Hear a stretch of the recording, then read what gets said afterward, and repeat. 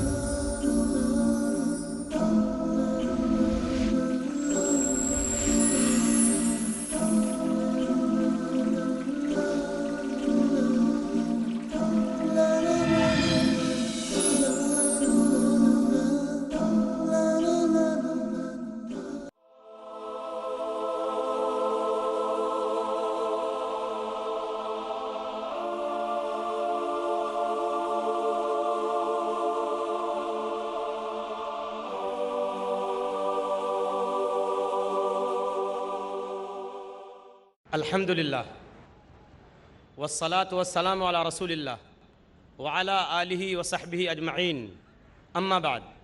خواتین و حضرات، میں فیض الرحمن ندوی اسلامک ریسرچ فاؤنڈیشن کی جانب سے آپ تمام آئے ہوئے مہمانوں کا اور اسی طرح پیس ٹی وی کے اوپر اس پروگرام کو دیکھنے والے کروڑوں ناظرین کا دل کی گہرائی سے استقبال کرتا ہوں۔ السلام علیکم ورحمۃ اللہ وبرکاتہ۔ 10 روزہ عالمی اسلامی کانفرنس، جس کا مرکزی عنوان ہے اسلام انسانیت کے لیے حل، آج اس کا دوسرا دن ہے۔ اس نشست کا آغاز انشاءاللہ قرآن پاک کی تلاوت سے ہوگا۔ اس کے لیے میں آواز دوں گا اسلامک انٹرنیشنل اسکول ممبئی کے استاد قاری سراج احمد صاحب کو کہ وہ تشریف لائیں اور قرآن پاک کی تلاوت سے جلسے کی شروعات کریں۔ قرآن سے آغاز ہو محفل کا، قرآن کی تلاوت سے آغاز ہو محفل کا، اس نور سے پا جائیں ہم راستہ منزل کا۔ قاری سراج احمد۔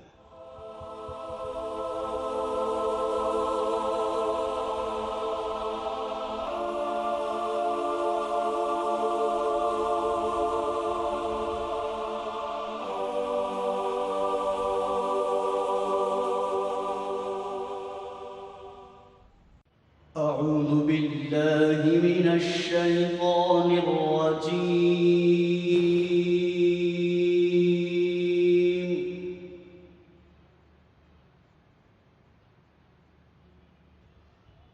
بسم الله الرحمن الرحيم.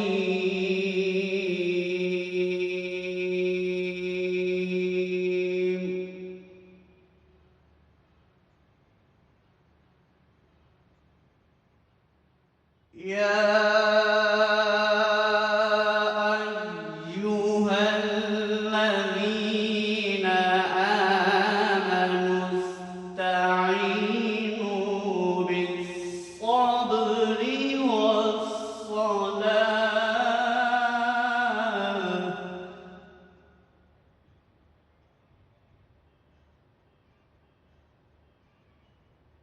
إن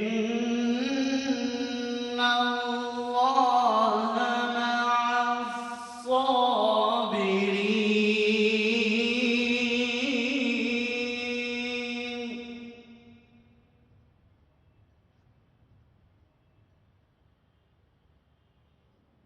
ولا تقولوا لمن يقتل في سبيل الله أموات،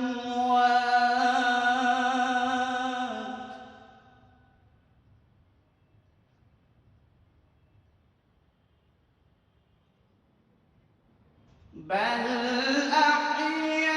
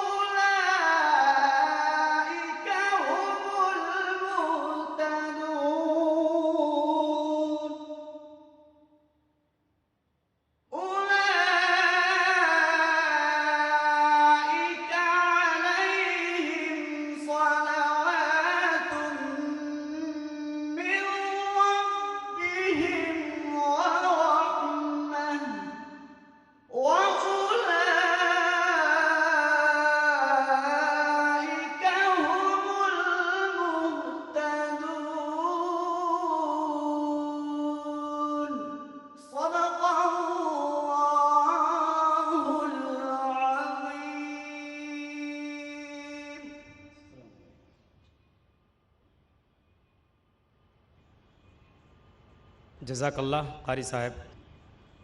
یہ تھے قاری سراج احمد صاحب جو قرآن پاک کی تلاوت ہمارے سامنے کر رہے تھے۔ انہوں نے سورہ بقرہ سورہ نمبر 2 آیت نمبر 153 سے 157 تک کی آیتیں تلاوت کی ہیں۔ آئیے ہم تلاوت کردہ آیتوں کا ترجمہ سنتے ہیں۔ اللہ کی پناہ میں آتا ہوں میں شیطان مردود سے، اللہ کے نام سے شروع کرتا ہوں جو بڑا مہربان بہت رحم کرنے والا ہے۔ اے ایمان والو، صبر اور نماز کے ساتھ مدد چاہو، اللہ تعالیٰ صبر والوں کا ساتھ دیتا ہے۔ اور اللہ تعالیٰ کی راہ کے شہیدوں کو مردہ مت کہو، وہ زندہ ہیں لیکن تم نہیں سمجھتے۔ اور ہم کسی نہ کسی طرح تمہاری آزمائش ضرور کریں گے، دشمن کے ڈر سے، بھوک پیاس سے، مال و جان اور پھلوں کی کمی سے۔ اور ان صبر کرنے والوں کو خوشخبری دے دیجئے جنہیں جب کبھی کوئی مصیبت آتی ہے تو کہہ دیا کرتے ہیں کہ ہم تو خود اللہ تعالیٰ کی ملکیت ہیں اور ہم اسی کی طرف لوٹنے والے ہیں۔ ان پر ان کے رب کی نوازشیں اور رحمتیں ہیں اور یہی لوگ ہدایت یافتہ ہیں۔ خواتین و حضرات اور پیس ٹی وی پر دیکھنے والے کروڑوں ناظرین جو اس پروگرام کو دیکھ رہے ہیں، سنجیدگی سے سوچئے کہ یہ جو اتنی بڑی بزم سجائی گئی ہے، منظم انداز میں اتنا بڑا پروگرام مرتب کیا گیا ہے، آخر کس لیے؟ اس کا مقصد کیا ہے؟ کیا اس کا مقصد یہ نہیں ہے کہ صحیح معنی میں، حقیقی معنوں میں اسلام ساری انسانیت کے مسائل کا حل ہے؟ اس کانفرنس کا حقیقی اور بنیادی مقصد یہ ہے کہ اسلام کا علم، صحیح شعور و ادراک، نیز ساری انسانیت کے لیے امن کے پیغام کو عام کرنے کی جد و جہد اور پوری دنیا میں اسلام اور مسلمانوں کے خلاف پھیلی غلط فہمیوں اور بیجا خوف و نفرت کو دور کرنے کی عالمی پیمانے پر ایک کوشش، لوگوں کو یہ احساس دلانے کی کوشش کہ انصاف، انسانی حقوق، اچھے اخلاق اور امن، چاہے وہ انفرادی ہو یا اجتماعی اور عالمی، ایک اچھی سوسائٹی اور عالمی اتحاد کے لیے ان سب چیزوں کا ہونا بے حد ضروری ہے۔ اور اسی کے ساتھ ساتھ لوگوں کو یقین دلانے کی کوشش کہ اے غمزدہ آبادیوں، اے اس دھرتی کے اوپر بسنے والے انسانوں، چاہے تم کسی بھی مذہب کے ماننے والے ہو، یاد رکھو حقیقی امن، صحیح شانتی اور صحیح معنی میں سکھ اور چین اگر تم کو اس دھرتی کے اوپر مل سکتا ہے تو اسلام کے سائے تلے مل سکتا ہے۔ یہاں تم کو امن ملے گا، یہاں تم کو انصاف ملے گا، یہاں تم کو سچائی ملے گی اور یہاں تم کو اچھے حقوق، اچھے اخلاق اور بہترین انصاف ملیں گے۔ اور پھر اسی کے ساتھ ساتھ اسلام مذہب میں داخل ہونے کے بعد اونچ نیچ، ذات پات، بھید بھاؤ، چھوت چھات سے بالکل پاک، اچھا اور بہترین سماج اور سوسائٹی تمہیں ملے گی۔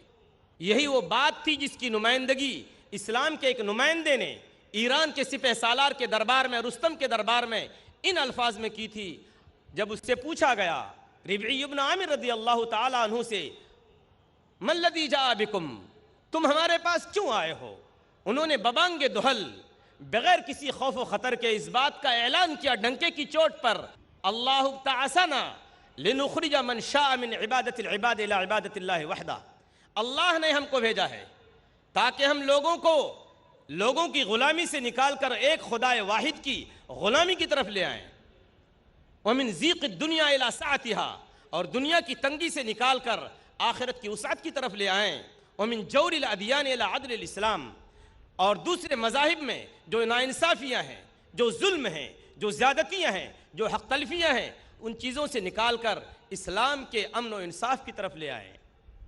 اس لیے مسلمانوں، خوش ہونے کی ضرورت ہے کہ آپ انسانیت کی آبرو ہیں، آپ انسانیت کی لاج ہیں، آپ پوری انسانیت کے لیے سرمایہ افتخار ہیں۔ آپ جس گاؤں اور علاقے میں جائیں وہاں بہار آ جائے، اور جس راستے سے گزریں اس راستے سے آپ کے کردار اور اچھے اخلاق کی خوشبو کی وجہ سے وہ راستہ مہک اٹھے، اور جس گلی سے جائیں اس گلی سے یہ آواز آئے کہ ابھی اس راہ سے کوئی گیا ہے، کہہ دیتی ہے شوخی نقش پاکی۔ آپ کو دوسروں کی طرف للچائی ہوئی نگاہ سے دیکھنے کی ضرورت نہیں ہے، اسلام نے آپ کو سب کچھ دے رکھا ہے، تو اپنے گھر کے خزانے سے بے خبر ہو کر گداگری کے لیے بتکدے میں جا نکلا۔ ہم کو کمائیگی کا شکار ہونے کی ضرورت نہیں، احساس کمتری میں مبتلا ہونے کی ضرورت نہیں۔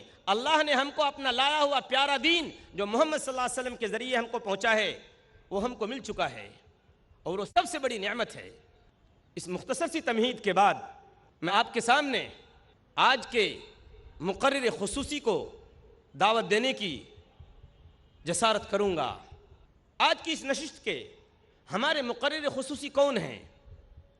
وہ جنہوں نے دیگر مذاہب و عقائد کے پیشواؤں کے ساتھ کئی عوامی مباحثے کیے اور کامیاب مناظرے بھی کیے، جنہوں نے اپریل سن 2000 میں شکاگو امریکہ کے اندر ڈاکٹر ولیم کیمبل کو شکست فاش دی، جنہوں نے غیر مسلموں کے گرو سری سری روی شنکر کے ساتھ جنوری سن 2006 میں بنگلور کے اندر منعقدہ عوامی مباحثہ جس کا عنوان تھا ہندو دھرم اور دین اسلام میں خدا کا تصور پیش کیا، جسے کافی پسند کیا گیا، جنہیں انگریزی کے اخبار انڈین ایکسپریس نے سن 2009 میں 100 با اثر ہندوستانیوں میں 82ویں مقام پر رکھا، اور جنہیں سن 2009 کے 10 چوٹی کے روحانی رہنماؤں میں 3را مقام اور سن 2010 میں پہلا مقام ملا۔ اور سب سے بڑی خوشی کی بات یہ ہے کہ اس فہرست میں مقام حاصل کرنے والے یہ پہلے مسلمان تھے، جنہیں امریکہ کی جارج واشنگٹن یونیورسٹی نے دنیا کے 500 با اثر مسلمانوں کی فہرست میں شامل کیا، جنہیں دنیا کے نامور داعی اسلام شیخ احمد دیدات نے سن 1994 میں دیدات پلس کہا۔ میری مراد ڈاکٹر ذاکر نائک سے ہے، جن کی تقریر کا عنوان ہے صلاح، ہدایت اور رہنمائی کا راستہ۔ میں انہیں شاد عظیم آبادی کے اس شعر کے ساتھ جس کے وہ مصداق ہیں دعوت سخن دیتا ہوں کہ لاکھوں ہی مسافر چلتے ہیں منزل پہ پہنچتے ہیں دو ایک، لاکھوں ہی مسافر چلتے ہیں منزل پہ پہنچتے ہیں دو ایک، اے اہل زمانہ قدر کرو نایاب نہ ہو کمیاب ہے ہم۔ میں انتہائی ادب کے ساتھ گزارش کروں گا ڈاکٹر ذاکر نائک صاحب سے کہ وہ تشریف لائیں اور صلاح، ہدایت اور رہنمائی کا راستہ اس عنوان پر اپنے خیالات کا اظہار فرمائیں۔ ڈاکٹر ذاکر نائک۔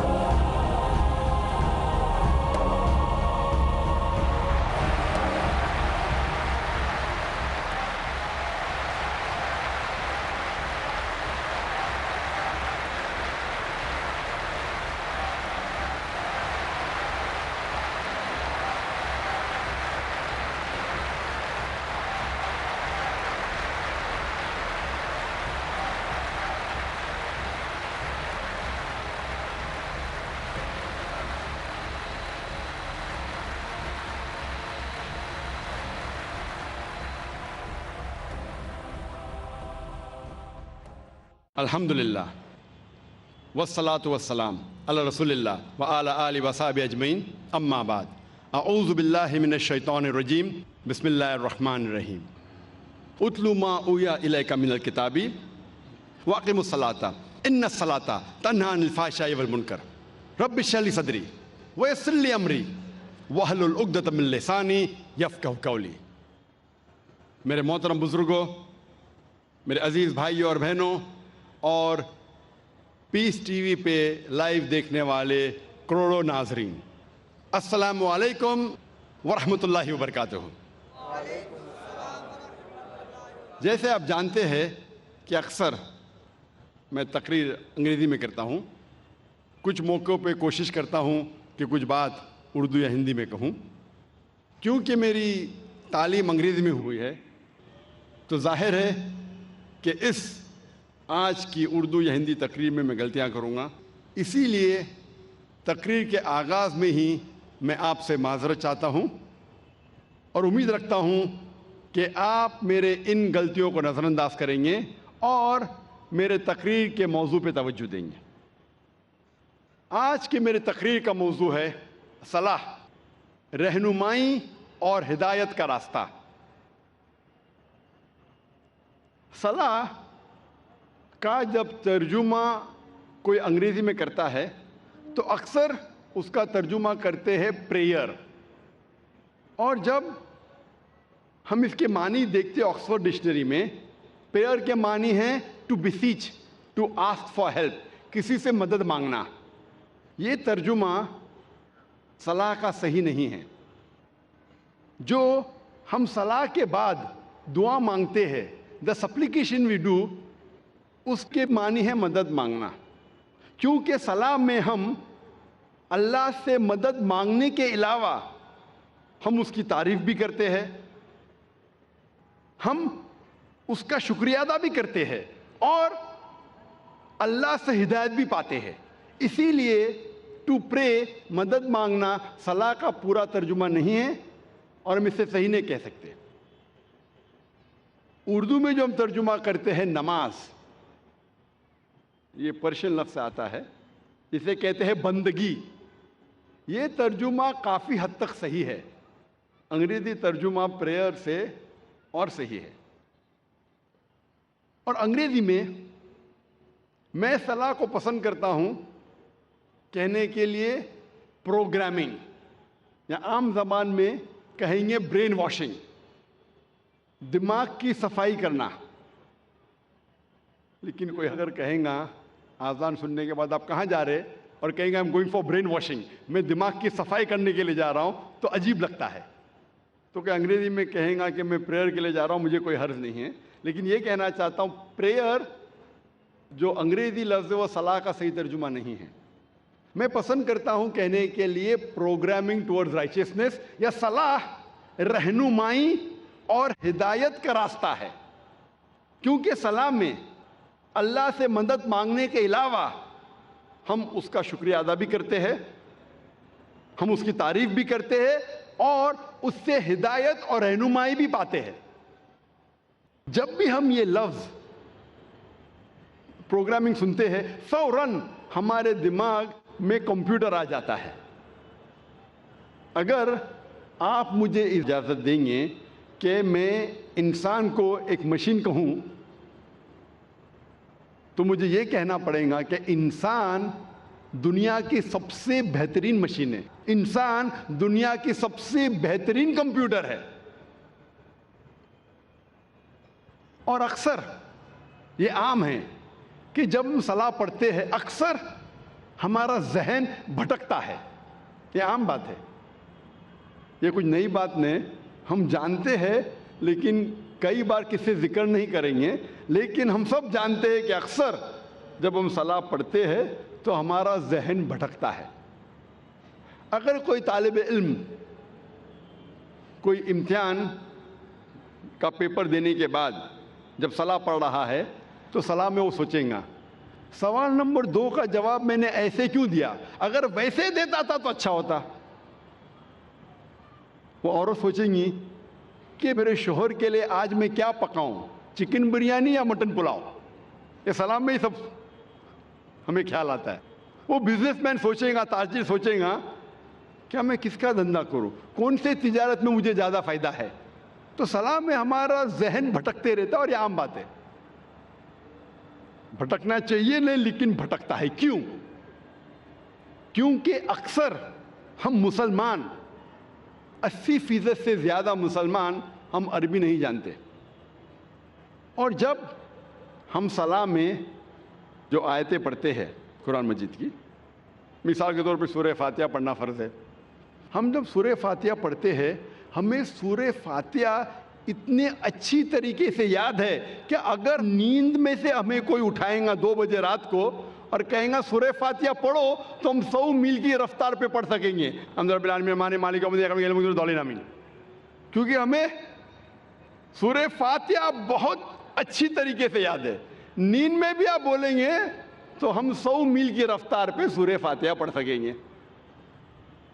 اور ہمارا ذہن جو اللہ سبحانہ تعالیٰ نے ہمیں دیا ہے, the brain Allah has given us, وہ اتنا پاورفل ہے کہ یہ سورہ فاتحہ ہمارے ذہن کا ایک دم چھوٹا سا حصہ استعمال ہوتا ہے, کیونکہ ہمیں پوری طریقے سے یاد ہے, منہ زبانی یاد ہے, اور ہم 100 میل کی رفتار پہ پڑھ سکتے. تو سورہ فاتحہ پڑھنے کے لیے ہمارا بہت چھوٹا سا ذہن, بہت چھوٹا, ایک دم کم ذہن استعمال ہوتا ہے. باقی ہمارا ذہن خالی ہے. An empty brain is a devil's workshop. یہ انگریزی میں کہاوت ہے کہ خالی دماغ شیطان کا کارخانہ ہے. خالی دماغ شیطان کی فیکٹری ہے. اور سائنٹیفکلی ہمارا دماغ خالی کبھی رہ ہی نہیں سکتا. یہ سائنس کے تو کیا کرتا ہے, دماغ بھٹکتا ہے, سوچتے رہتا ہے کیا کروں, کیا پکاؤں, کیا کروں. تو ذہن کو بھٹکنے سے روکنے کے لیے سب سے بہترین طریقہ ہے کہ اگر ہم عربی زبان نہیں جانتے تو جو ہم عربی آیتیں پڑھ رہے ہیں اس کے ساتھ ساتھ اس کا ترجمہ بھی دہرائیے. ذہن میں عربی آیتوں کے ساتھ ذہن کے پیچھے at the back of your mind ہم اس کی معنی بھی دہرائے. اگر آپ کو اردو میں مہارت ہے تو اردو میں دہرائیے, انگریزی میں مہارت ہے تو انگریزی میں دہرائیے, ہندی میں مہارت ہے تو ہندی میں دہرائیے, مراٹھی میں مہارت ہے تو مراٹھی میں دہرائیے. لیکن جو زبان میں آپ کو مہارت ہے اس زبان میں ان آیتوں کا ترجمہ اپنے ذہن کے پیچھے دہرائیے.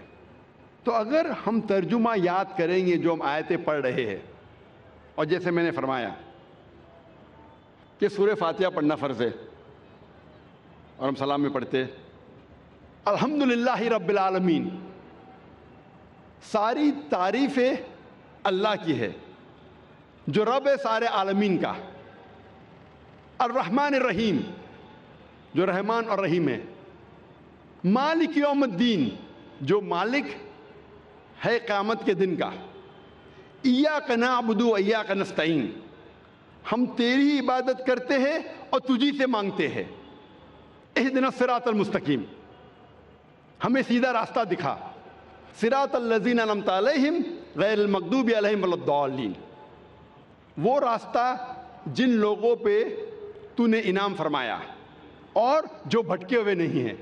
تو جب ہم سورہ فاتحہ پڑھ رہے ہیں اس کے ساتھ ساتھ اگر ترجمہ دہرائیں گے تو انشاءاللہ ہمارا ذہن نہیں بھٹکے گا. لیکن جب آپ کو عادت ہو جائیں گی ترجمہ دہرانے کی, یہ بھی میکینیکل ہو جائے گا. ابھی آپ کا ذہن کا تھوڑا اور حصہ استعمال ہو رہا ہے لیکن یہ بھی میکینیکل ہو جائے گا. آپ سورہ فاتحہ کے ساتھ ساتھ اس کا ترجمہ بھی 100 میل نہیں تو کم از کم 90 میل کی رفتار پہ دہرا سکیں گے. لیکن ابھی کیونکہ ذہن کا کچھ اور حصہ استعمال ہو رہا ہے آپ کا ذہن بھٹکے گا لیکن کم بھٹکے گا.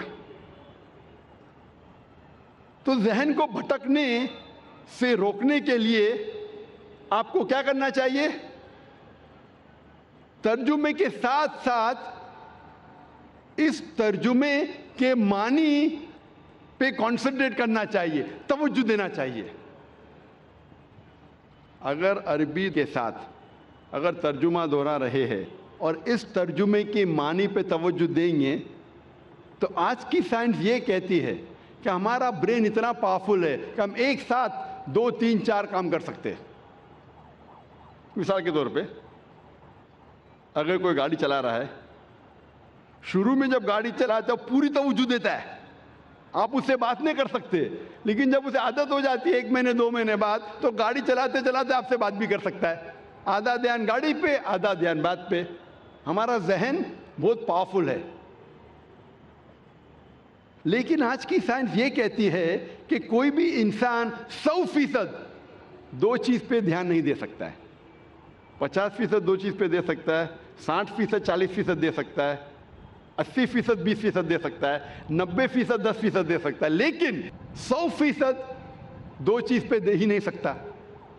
तो अरबी आयत की तिलावत करने के साथ साथ अगर तर्जुमा दोहराते हैं, उस तर्जुमा पे आप कंसंट्रेट करते हैं, ध्यान देते हैं 100%, जितना आप ध्यान देंगे उतना कम आपका जहन भटकेगा।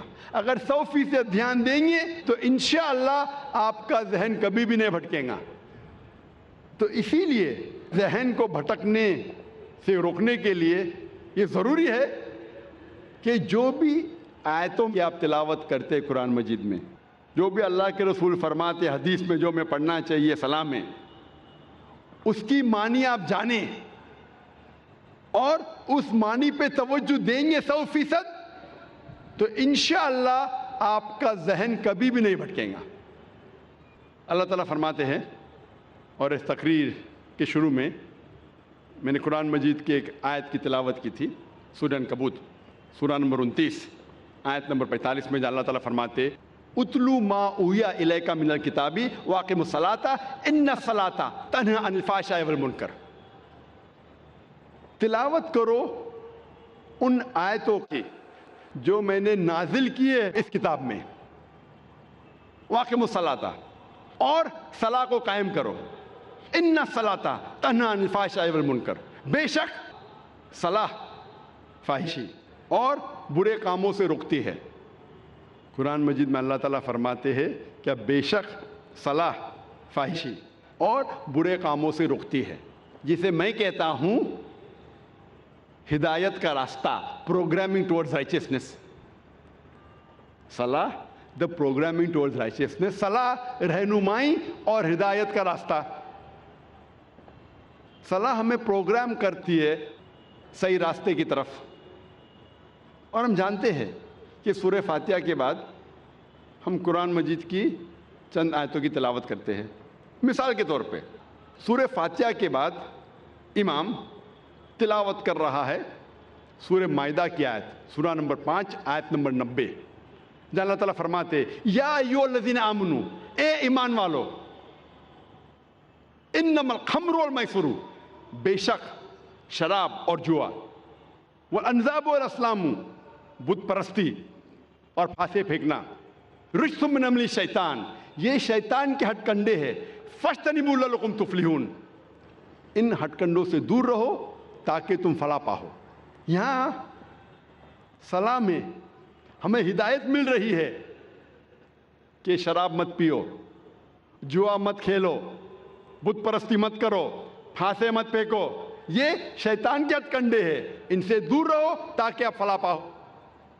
अल्लाह हमें हिदायत दे रहा है सलाम में। हो सकता है कि सूरह फातिहा के बाद इमाम साहब सूरह माइदा सूरह नंबर 5 आयत नंबर 3 की तिलावत करते हैं, जहाँ अल्लाह ताला फरमाते हुर्रिमत अलैकुमुल मैततु वद्दमु वलहमुल खिंजीर वमा उहिल्ला लिगैरिल्लाह बिही, हराम में आपके लिए मरा हुआ गोश्त, खून, खिंजीर सूअर का गोश्त और गैर अल्लाह का खाना, अल्लाह के अलावा किसी और का नाम लिया हुआ खाना, यह आपके लिए हराम है। यहाँ हमें हिदायत मिल रही है कि मरा हुआ गोश्त, खून, खिंजीर, गैर अल्लाह का खाना आपके लिए हराम है। हो सकता है कि सूरह फातिहा के बाद इमाम साहब तिलावत करते हैं सूरह बकरा सूरह नंबर 2 आयत नंबर 188 की आयत, जहाँ अल्लाह ताला फरमाते हैं कि अपने पैसे का इस्तेमाल मत करो जज को रिश्वत देने के लिए। जो हाकिम है, जो जज है, उसको रिश्वत देने के लिए पैसे मत इस्तेमाल करो ताकि आप दूसरे का माल हड़प कर सको। यहाँ हिदायत मिल रही है कि रिश्वत देना हराम है। हो सकता है कि इमाम साहब सूरह फातिहा के बाद तिलावत करते हैं सूरह इसरा की आयत, सूरह नंबर 17 आयत नंबर 23 और 24, जहाँ अल्लाह ताला फरमाते हैं कि अल्लाह की इबादत के बाद आपको अपने वालिदैन के साथ अच्छा सलूक करना चाहिए, और अगर एक या दोनों ज़ईफ हो जाए तो उनको उफ तक मत कहो। اور ان کے ساتھ اچھا برتاؤ کرو اور دعا کرو اللہ سے کہ ان پر رحمت برسائے جس طریقے سے ان نے بچپن میں میری پرورش کی. یہاں ہدایت مل رہی ہے ہمیں اللہ سے کہ اللہ کے عبادت کے بعد ہمیں ہمارے والدین کی عزت کرنا چاہیے, اور اگر دونوں میں سے ایک یا دونوں ضعیف ہو جائے تو ان کو اف تک مت کہو, کیونکہ اللہ سبحانہ و تعالی ہمارا خالق ہے اور وہ جانتا ہے کہ انسان ضعیف ہونے کے بعد ایسے حرکت کرتا ہے جس سے ہو سکتا ہے کہ عام انسان چڑ جائے. تو اللہ تعالیٰ کہتے ہیں کہ آپ کے والدین اگر ایک یا دونوں ضعیف ہو جائے اف تک مت کہو اور ان کے ساتھ اچھا برتاؤ کرو اور اچھائی سے پیش آؤ اور دعا کرو اللہ سے کہ ان پر رحمت برسائے کیونکہ ان نے میری بچپن میں پرورش کی. اسی لیے میں کہتا ہوں کہ صلاح رہنمائی اور ہدایت کا راستہ ہے. ہمیں صلاح میں ہدایت ملتی ہے. It is programming towards رائچسنس. جیسے میں نے کہا تھا کہ جب بھی پروگرامنگ کا لفظ سنتے ہیں فوراً ہمارے ذہن میں آ جاتا ہے کمپیوٹر. لیکن کمپیوٹر کو ایک بار پروگرام آپ کر لیں یہ کافی ہے, اس کے بعد فکر کرنے کی ضرورت نہیں, کیونکہ کمپیوٹر کے پاس اپنی خود کی خواہش نہیں ہے. جو ہم پروگرام کرتے ہیں وہی جواب دیں گا. لیکن میں نے کہا تھا اگر آپ مجھے اجازت دیں گے کہ انسان کو کمپیوٹر کہوں یا مشین کہوں تو یہ دنیا کا سب سے بہترین کمپیوٹر ہے. اس کمپیوٹر کے پاس خود کی خواہش ہے, اسی لیے ایک بار پروگرامنگ کرنا کافی نہیں ہے, یہ اپنے آپ بھٹک سکتا ہے. کمپیوٹر کو ایک بار پروگرام کرو خلاص وہ ویسا ہی چلے گا جیسا آپ نے پروگرام کیا. لیکن انسان کے پاس خود کی خواہش ہے, فری ول. وہ آپ کی بات مان بھی سکتا ہے, آپ کے خلاف بھی جا سکتا ہے. اللہ کی بات بھی مان سکتا ہے, اللہ کے خلاف بھی جا سکتا ہے. تو ضروری ہے کہ ایک بار پروگرامنگ کافی نہیں ہے. اور اس کے علاوہ ہو سکتا ہے کبھی کبھی کمپیوٹر میں وائرس لگ جاتا ہے. اگر کمپیوٹر میں وائرس لگ گیا پھر ضروری ہے کہ ہمیں پھر سے پروگرامنگ کرنی پڑیں گی. کمپیوٹر میں وائرس گھس گیا تو ہمیں ہارڈ ڈسک کو فارمیٹ کرنے پڑتا ہے, پھر سے پروگرامنگ کرنے پڑیں گی ورنہ کمپیوٹر نہیں چلے گا. تو آج ہم دیکھتے ہیں آج کے معاشرے میں اتنی برائیاں ہیں. ہم جب معاشرے کے باہر نکلتے ہیں ہم دیکھ رہے ہیں کہ کتنے لوگ جھوٹ بول رہے ہیں, کتنے لوگ رشوت دے رہے ہیں, کتنے لوگ زنا کر رہے ہیں, ننگے ننگے کپڑے پہن رہے ہیں. یہ سب دیکھ کے ہمارے دماغ میں وائرس آ جاتا ہے. اسی لیے ہمارے ذہن کو پھر سے پروگرامنگ کرنے کی ضرورت ہے. جس طریقے سے ڈاکٹر کہتا ہے کہ اچھی صحت کے لیے کم از کم 3 بار آپ کو کھانا کھانا چاہیے, اسی طرح اچھی روح کے لیے ہمارا خالق اللہ سبحانہ تعالیٰ کہتا ہے کہ کم از کم آپ کو پروگرامنگ کرنا پڑے گا 5 بار دن میں. اگر اچھی روح چاہتے ہیں تو پروگرامنگ کم از کم 5 بار. ہم جب یہودی مذہبی کتاب پڑھتے ہیں, یہودی لوگوں کی مذہبی کتاب پڑھتے ہیں تو اس میں لکھا ہے بک آف ڈینیل میں, اولڈ ٹیسٹمنٹ میں چیپٹر نمبر 6 ورس نمبر 10 میں کہ خدا کہتا ہے کہ ڈینیل نے 3 بار نماز پڑھی. تو یہودی مذہب میں 3 بار نماز پڑھنا چاہیے. عیسائی مذہب میں لکھا ہے کہ پرے ان سیزنلی, جتنا پڑھ سکے اتنا پڑھیے. لیکن قرآن مجید میں اللہ سبحانہ و تعالی ہمیں حکم دیتے ہیں کہ روز کم از کم دن میں 5 بار آپ کو صلاح پڑھنی چاہیے, صلاح قائم کرنا چاہیے, نماز پڑھنی چاہیے. اللہ تعالیٰ فرماتے ہیں سورہ ہود میں سورہ نمبر 11 آیت نمبر 114 میں کہ آپ صلاح قائم کرو دن کے دونوں آخری حصے میں اور جب رات قریب آ رہی ہے. اس کا مطلب ہے کہ دن کے دونوں آخری حصے میں, مطلب ایک آخری حصہ ہے فجر جب دن شروع ہوتا ہے، اور دوسرا حصہ ہے عصر جب دن ختم ہونے آتا ہے. اور کہا گیا ہے کہ جب رات نزدیک آ رہی، مطلب مغرب صلاح. تو اس آیت میں اللہ تعالیٰ ہدایت دے رہے کہ 3 بار نماز پڑھو، فجر، عصر، مغرب. اللہ تعالیٰ فرماتے سورہ اسراء میں سورہ نمبر 17 آیت نمبر 78 میں کہ نماز قائم کرو فجر کی، صبح کی، اور جب سورج اونچائی سے اترنے لگتا ہے اور رات کے حصے میں. یہاں اللہ تعالیٰ ہمیں کہہ رہے 3 بار نماز پڑھو. ایک ہے فجر، تو پھر سے دہرایا گیا ہے، جو سورہ ہود میں بھی کہا گیا تھا. اور سورج جب سب سے اونچے حصے پہ ہے، ایٹ دا پینیکل، جب اترنے لگتا ہے، یہ وقت ظہر کا. اور رات کے حصے میں یہ عشاء کا.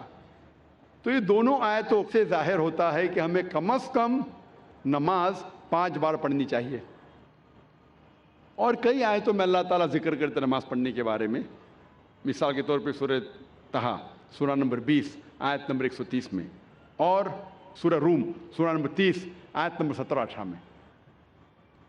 ہر مسلم کو کم از کم 5 بار صلاح قائم کرنی چاہیے. ایک ہے فجر جب دن شروع ہوتا ہے، جب رات میں آپ کو سفیدی نظر آتی ہے، اس وقت سے لے کے سورج نکلنے کے پہلے تک. پھر ظہر کا وقت، سورج سب سے اونچائی پہ رہتا ہے جب اترنے لگتا ہے، اور ظہر اور عصر کے بیچ، یا جب آپ کی پرچھائی دگنی ہو جاتی. تیسری صلاح ہے عصر، ظہر کے وقت کے بعد سے شروع ہوتی ہے اور سورج ڈھلنے سے پہلے. چوتھی صلاح ہے مغرب کی، سورج ڈھلنے کے بعد سے شروع ہوتی ہے اور آسمان میں لالے ختم ہونے سے پہلے.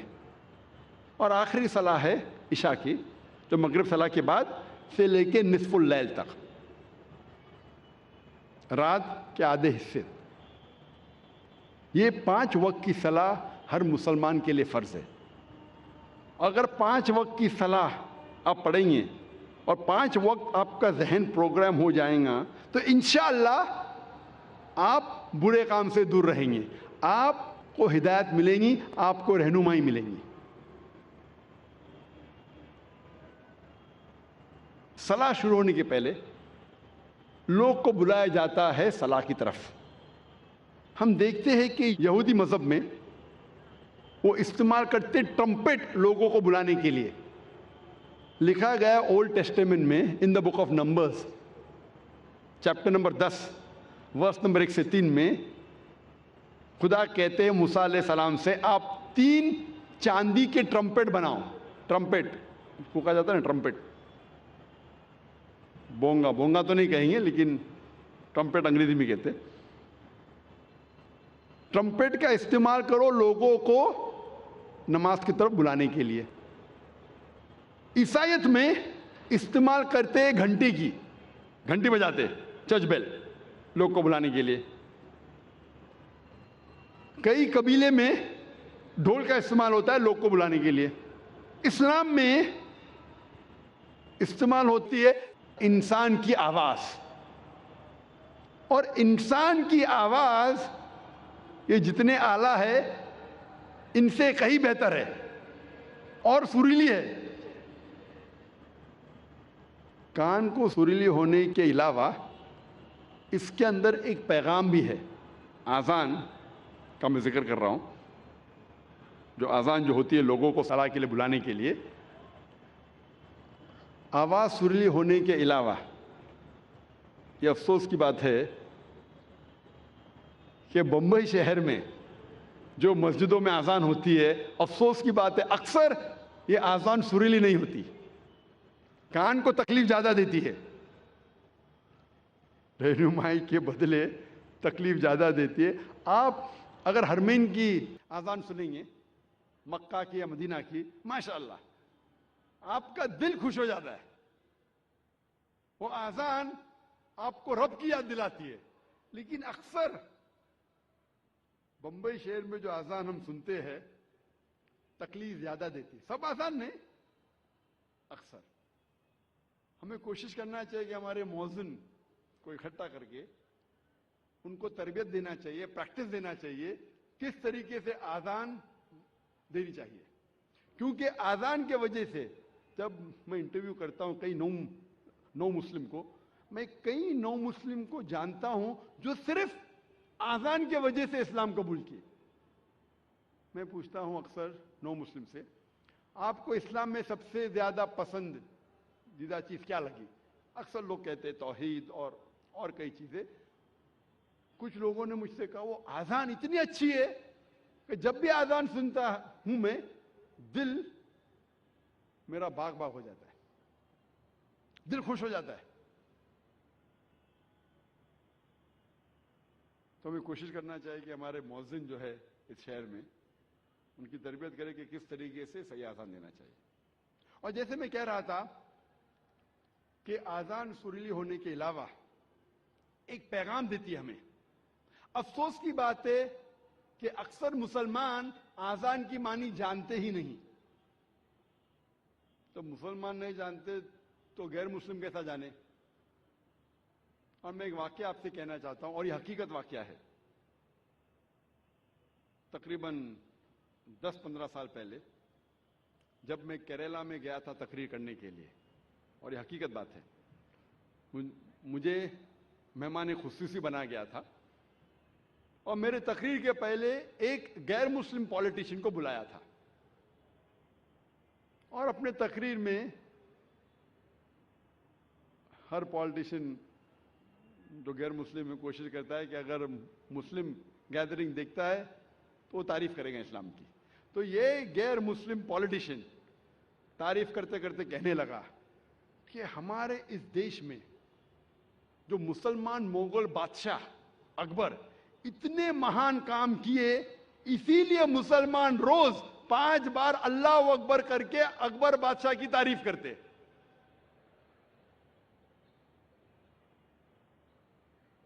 آپ سمجھ رہے ہیں یہ جوک ہے؟ جوک نہیں, حقیقت ہے. اور میں خود گواہ ہوں. میں اسٹیج پہ بیٹھا تھا. اچھا, میرے تقریر کے پہلے اس نے کہا, تقریر میں نے اس کی غلط فہمی کو دور کیا کہ ہم مسلمان جب اللہ اکبر بولتے ہیں تو اکبر بادشاہ کی تعریف نہیں کرتے. اکبر بادشاہ تو موجود بھی نہیں تھا اس وقت. اللہ کے رسول کے ٹائم پہ اکبر بادشاہ کہاں تھے؟ جب اللہ اکبر کہتے ہیں اس کی یہ معنی ہے کہ اللہ سب سے بڑا ہے, اللہ از دا گریٹسٹ. اسی لیے ہر مسلمان کا فرض ہے کہ کم از کم وہ آزان کی معنی کو جانے تاکہ خود کے دل پہ اثر ہو, اور ساتھ ساتھ جو لوگ کو اس کی معنی نہیں پتہ ہے, غیر مسلمانوں کو نہیں پتہ ہے, ان لوگوں کو اس کی معنی بتائے. اور آزان میں ہم 4 بار دہراتے اللہ اکبر اللہ اکبر اللہ اکبر اللہ اکبر. اللہ سب سے بڑا ہے, اللہ سب سے بڑا ہے, اللہ سب سے بڑا ہے, اللہ سب سے بڑا ہے. اشہد ان لا الہ الا اللہ, میں گواہی دیتا ہوں کہ اللہ ایک ہے, اللہ کے علاوہ کوئی معبود نہیں. میں گواہی دیتا ہوں کہ اللہ کے علاوہ کوئی معبود نہیں. اشہد ان محمد رسول اللہ, میں گواہی دیتا ہوں کہ محمد صلی اللہ علیہ وسلم اللہ سبحانہ وتعالی کے رسول ہے. میں گواہی دیتا ہوں کہ محمد صلی اللہ علیہ وسلم اللہ کے رسول ہے. حی علی الصلاح, حی علی الصلاح, آؤ صلاح کی طرف, آؤ صلاح کی طرف. حی علی الفلاح, حی علی الفلاح, آؤ فلاح کی طرف, آؤ فلاح کی طرف, آؤ کامیابی کی طرف, آؤ کامیابی کی طرف, آؤ اچھے کام کی طرف, اچھے کام کی طرف. اللہ اکبر اللہ اکبر, اللہ سب سے بڑا ہے, اللہ سب سے بڑا ہے. جب ہم آزان کی معنی جانیں گے پھر ہمارے دل پہ آزان کا اثر اور گہرا پڑے گا. صرف عربی نہیں جاننے کے باوجود پڑھتا ہے الحمدللہ ثم الحمدللہ, لیکن اگر اس کی معنی جانے تو انشاءاللہ یہ اور گہرا اثر کرے گا آپ کے دل پر اور آپ کے دماغ پر. اللہ تعالیٰ فرماتے سورہ جمعہ میں سورہ نمبر 62 آیت نمبر 9 میں کہ جب آپ جمعہ کی اذان سنتے ہیں تو فوراً جمعہ کی نماز پڑھنے کی طرف جائیے, جماعت کی طرف جائیے. اذان صلاح جو جماعت میں ہوتی ہے اس کے پہلے دینا ضروری ہے. اور اللہ تعالیٰ فرماتے سورہ طہ میں سورہ نمبر 20 آیت نمبر 11 اور 12 میں جب موسیٰ علیہ السلام آنکھ کی طرف جاتے ہیں تو ایک آواز سنتے ہیں. اللہ تعالیٰ کہتے ہیں اے موسیٰ اپنے پیروں میں سے جوتیاں نکالو کیونکہ تم پاک وادی میں ہے، وادی طویٰ میں. کیونکہ اللہ تعالیٰ حکم دیتے ہیں موسیٰ علیہ السلام کو. اس حکم کا ذکر ہے قرآن مجید میں سورہ طٰہٰ میں سورہ نمبر 20 آیت نمبر 11 اور 12 میں. اسی لیے ہم مسلمان صلاح کے پہلے ہمارے جوتیاں نکالتے ہیں. اس کا ذکر آتا ہے یہودی اور عیسائی مذہبی کتابوں میں بھی. لکھا ہے بک آف ایگزوڈس میں چیپٹر نمبر 3 ورس نمبر 5 میں خدا کہتے ہیں موسیٰ علیہ السلام سے draw not nigh hither, put off thy shoes from thy feet, for the place where thou standest is holy ground. نزدیک مت آؤ، ٹھہر جاؤ، اپنے پیروں سے جوتیاں نکالو کیونکہ جس جگہ آپ کھڑے وہ پاک جگہ ہے، وادی طویٰ کی. اس کا ذکر دہرایا گیا ہے، یہ پیغام پھر سے دہرایا گیا ہے بک آف ایکٹس میں چیپٹر نمبر 7 ورس نمبر 33 میں جہاں خدا کہتے ہیں موسیٰ علیہ السلام سے put off thy shoes from thy feet, for the place where thou standest is holy ground. آپ اپنے پیروں کی جوتیاں نکالو کیونکہ جس جگہ آپ کھڑے وہ پاک جگہ ہے. لیکن اسلام میں محمد صلی اللہ علیہ وسلم نے ہمیں اور ایک اجازت دی ہے اور کہا ہے جس کا ذکر ہے ابو داؤد کی حدیث میں، صحیح حدیث ہے، کتاب الصلاح چیپٹر نمبر 240 حدیث نمبر 652 جہاں ذکر آتا ہے کہ محمد صلی اللہ علیہ وسلم نے کہا کہ جو یہودی کرتے ہیں اس کا الٹا کرو. Do the opposite of what the Jews do. یہودی جوتے کے بنا نماز پڑھتے ہیں. مطلب اللہ کے رسول فرما رہے کہ آپ جوتیوں کے ساتھ بھی نماز پڑھو، یہودی کا الٹا کرو، opposite of what the Jews did. اللہ کے رسول فرماتے ہیں، حدیث میں آتا ہے، صحیح حدیث ہے، سنن ابو داؤد کی جلد نمبر 1 کتاب الصلاح چیپٹر نمبر 240 حدیث نمبر 653 جہاں عمر بن شعیب رضی اللہ عنہ وہ فرماتے ہیں کہ انہوں نے سنا اپنے والد سے کہ ان کے دادا نے کہا کہ اللہ کے رسول کو دیکھا نماز پڑھتے ہوئے جوتیوں کے ساتھ اور بنا جوتیوں کے.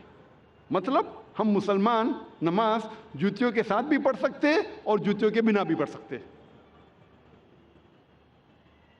ہم اکثر جوتیوں کے بنا پڑھتے ہیں کیونکہ ہم ہائیجینک ہیں، ہم صاف ستھرے ہیں، اور جب جوتیوں کے ساتھ پڑھتے ہیں ضروری ہے کہ ہم جوتیوں کے جو نیچے کا حصہ ہے، سول ہے، اسے صاف کریں. اللہ فرماتے ہیں سورہ مائدہ میں سورہ نمبر 5 آیت نمبر 6 میں کہ جب آپ اپنے آپ کو تیار کر رہے ہیں صلاح کے لیے، نماز کے لیے، تو آپ اپنا منہ دھو، ہاتھ کونی تک دھو، سر کا مسح کرو اور پیر ٹھکنوں تک دھو. اس آیت میں ذکر ہے وضو کا کہ وضو کرنا نماز کے پہلے فرض ہے، اور اس کا ذکر آتا ہے یہودی اور عیسائی کتابوں میں بھی، مذہبی کتابوں میں بھی. جب ہم پڑھتے ہیں book of Exodus chapter number 40 verse number 31 اور 32 میں کہا گیا ہے کہ موسیٰ علیہ السلام اور ہارون علیہ السلام ان کے بیٹوں کے ساتھ انہوں نے اپنے پیر اور ہاتھ دھوئے. Moses and Aaron and the sons, they washed their hands and feet, and they entered the temple. When they came close to the altar, they washed thereat. موسیٰ علیہ السلام اور ہارون علیہ السلام ان کے بیٹوں کے ساتھ ان نے اپنے ہاتھ اور پیر دھوئے، اور جب ٹیمپل اور کانگریگیشن میں داخل ہوئے، جب آلٹر کے نزدیک آئے تو ان نے اپنے آپ کو دھوئے. یہ پیغام پھر سے دہرایا گیا ہے بک آف ایکٹس میں چیپٹر نمبر 21 ورس نمبر 26 میں جہاں کہا گیا ہے کہ پال along with the other men the next day washed and entered the temple of the congregation. Saint Paul دوسرے آدمیوں کے ساتھ دھویا اپنے آپ کو اور وہ ٹیمپل میں داخل ہوئے. تو اس سے ظاہر ہوتا ہے کہ یہودی اور عیسائی مذہب میں بھی وضو کرنا فرض ہے نماز کے پہلے. اللہ کے رسول فرماتے ہیں، لکھا ہے صحیح بخاری میں جلد نمبر 1 کتاب الصلاح چیپٹر نمبر 56 حدیث نمبر 429 میں اللہ کے رسول فرماتے ہیں کہ میرے اور میرے مومن کے لیے یہ ساری زمین، اس دنیا کی ساری زمین ایک مسجد ہے. مطلب ہم مسلمان اس دنیا کے کوئی بھی حصے میں یہ ساری زمین پہ ہم نماز پڑھ سکتے ہیں، ہمارے لیے مسجد ہے. اللہ کے رسول فرماتے ہیں، جس کا ذکر ہے صحیح بخاری میں جلد نمبر 1 کتاب الادان چیپٹر نمبر 75 حدیث نمبر 652. حضرت انس رضی اللہ عنہ فرماتے ہیں کہ جب ہم صحابہ نماز پڑھتے تھے تو ہمارا کاندھا ہمارے صحابہ کے کاندھے سے لگتا تھا، ہمارا پیر صحابہ کے پیروں سے لگتا تھا. اللہ کے رسول فرماتے ہیں، صحیح حدیث ہے سنن ابو داؤد کی جلد نمبر 1 کتاب الصلاح چیپٹر نمبر 245 حدیث نمبر 666 اللہ کے رسول نماز شروع کرنے کے پہلے پلٹتے اور کہتے ہیں کہ اپنی قطار کو سیدھی کرو، اسٹریٹن یور روز، اور کوئی جگہ بیچ میں مت چھوڑو، اور جگہ کو قریب کرو تاکہ شیطان آپ کے بیچ میں نہ آئے. نماز جب ہم پڑھتے ہیں، صلاح ادا کرتے ہیں، فرض ہے کہ جب جماعت میں کھڑے ہیں تو ہمارا کاندھا ہمارے ساتھی کے کاندھے سے لگنا چاہیے، ہمارا پیر ہمارے ساتھی کے پیر سے لگنا چاہیے. چاہے جو آدمی آپ کے قریب، چاہے 2 لوگ کھڑے ہیں ساتھ میں، چاہے راجا یا فقیر، غریب یا امیر، گورا یا کالا، پیلا یا گھیواں، اگر نماز کے لیے صلاح کے لیے ساتھ کھڑے ہیں تو فرض ہے کہ وہ کاندھے سے کاندھا ملا کے نماز پڑھے. یہ اسلامی بھائی چارہ ہے، فرض ہے. نماز پڑھنے کے جو اہم رکن ہیں وہ قرآن میں جن کا ذکر آتا ہے اور باقی کا ذکر آتا ہے حدیث میں. لیکن قرآن کے ذریعے ہمیں پتہ لگتا ہے کہ قرآن مجید میں اللہ سبحانہ وتعالیٰ فرماتے ہیں سورہ بقرہ میں سورہ نمبر 2 آیت نمبر 144 اللہ فرماتے ہیں کہ جب بھی آپ نماز کے لیے کھڑے ہوتے ہیں، صلاح کے لیے کھڑے ہوتے ہیں، اپنا رخ مسجد حرام کی طرف کرو. Turn your face toward the sacred mosque. جدھر بھی آپ ہیں اپنا رخ، اپنا چہرہ مسجد حرام کی طرف کرو. یہ ہمارے لیے قبلہ ہے، کعبہ ہمارا قبلہ ہے. نماز پڑھتے وقت ہمیں رخ کرنا چاہیے مسجد حرام کی طرف، یہ فرض ہے. اللہ تعالیٰ فرماتے ہیں سورہ بقرہ میں سورہ نمبر 2 آیت نمبر 238 میں 238 اللہ تعالیٰ فرماتے ہیں کہ جب بھی آپ صلاح کے لیے کھڑے رہو تو stand with a devout frame of mind. آپ جب کھڑے ہوتے ہیں، عربی میں لفظ آتا قانتین، کہ اپنے ڈیواؤٹ فریم آف مائنڈ کے ساتھ آپ نماز پڑھو. اللہ فرماتے ہیں سورہ ہجر میں سورہ نمبر 15 آیت نمبر 87 میں کہ اللہ has sent، اللہ نے نازل کیا ہے 7 آیتیں جو ہمیشہ دہرائی جاتی ہے اور قرآن عظیم. جب قرآن مجید میں اس کا ذکر آتا ہے 7 آیتیں جو ہمیشہ دہرائی جاتی ہے، اس کا مطلب ہے سورہ فاتحہ. سورہ فاتحہ میں 7 آیتیں ہیں، تو قرآن میں اللہ تعالیٰ ذکر کرتے ہیں سورہ فاتحہ کے بارے میں. اور عظیم قرآن، سورہ فاتحہ کے علاوہ باقی حصہ جو قرآن کا ہے اسے کہا جاتا ہے قرآن عظیم. تو سورہ فاتحہ کا ذکر آتا ہے قرآن مجید میں سورہ ہجر میں سورہ نمبر 15 آیت نمبر 87 میں. اور اللہ تعالیٰ قرآن مجید میں کہتے ہیں کہ صلاح میں آپ کو رکوع کرنا ضروری ہے. اور رکوع لفظ قرآن مجید میں کم سے کم 13 بار آیا ہے. اور صلاح کا اہم رکن جو ہے وہ سجدہ ہے، اپنے ماتھے کو زمین پہ ٹیکنا. کہتے ہیں سجدہ. اور سجدہ کا لفظ قرآن مجید میں 92 ٹائمز آیا ہے. قرآن مجید 92 ٹائمز. اور اللہ تعالیٰ فرماتے ہیں سورہ ال-عمران میں سورہ نمبر 3 آیت نمبر 43 میں، یہاں مریم مقنت لربی کی وسجدی ورقی ما یا رقیم، کہ اے مریم آپ اللہ کی عبادت کرو اور سجدہ کرو اور رکوع کرو ان لوگوں کے ساتھ جو رکوع کر رہے ہیں. اور اللہ تعالیٰ فرماتے ہیں سورہ حج میں سورہ نمبر 22 آیت نمبر 77 میں کہ اے مومنو رکوع کرو اور سجدہ کرو اور اچھے کام کرو تاکہ آپ فلاح پاؤ. تو کئی بار قرآن مجید میں کہا گیا رکوع کے بارے میں اور سجدے کے بارے میں. اور اس کے علاوہ قرآن مجید میں کئی بار کہا گیا اطیعوا اللہ واطیعوا الرسول، اللہ کی اطاعت کرو اور اللہ کے رسول کی اطاعت کرو. کئی بار قرآن مجید میں آتا ہے. سورہ ال-عمران سورہ نمبر 3 آیت نمبر 32، سورہ ال-عمران سورہ نمبر 3 آیت نمبر 132، سورہ نساء سورہ نمبر 4 آیت نمبر 59، سورہ مائدہ سورہ نمبر 5 آیت نمبر 92، سورہ انفال سورہ نمبر 8 آیت نمبر 1، سورہ انفال سورہ نمبر 8 آیت نمبر 20، سورہ انفال سورہ نمبر 8 آیت نمبر 46، سورہ نور سورہ نمبر 24 آیت نمبر 56، سورہ نور سورہ نمبر 24 آیت نمبر 54، سورہ محمد سورہ نمبر 46